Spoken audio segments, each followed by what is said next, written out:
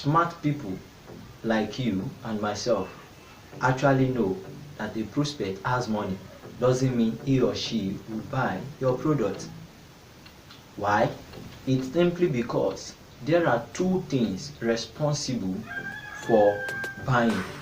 One, the ability to pay, and two, the willingness to pay. But you will only pay if you are willing to pay. That is, if you have the willingness to pay.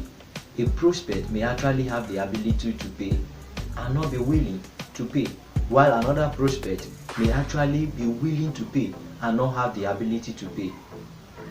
In such case, a prospect is willing to buy your product but doesn't have money. Now, how do you make a prospect that doesn't have money buy your product without you selling to him or her on credit? I'll show you the secret. Relax.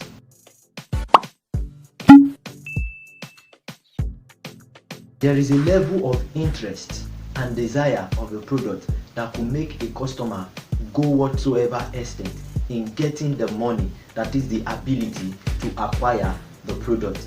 They could go borrowing or be creative enough to get a way in which they can acquire the money to get the product. Now, your responsibility is to drive or increase your prospect's interest and desire in your product to that level.